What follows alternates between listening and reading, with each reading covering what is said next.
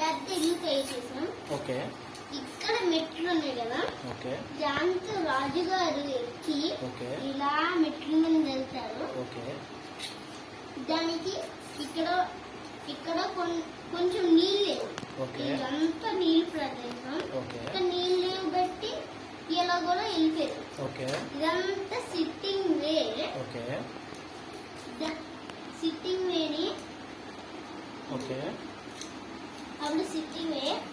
ఇక్కడ ఇదొక రూము, ఇదొక రూము, ఇదొక రూమ్. అంటే వాళ్ళకి ముగ్గురు పిల్లలు, ముగ్గురికి నచ్చింది చూసుకుంటారు.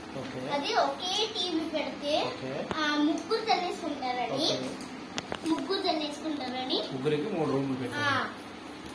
మళ్ళీ ఇక్కడ బట్టలు అంతగా లేవు, అంటే సబ్బులు ఎక్కువ లేవు.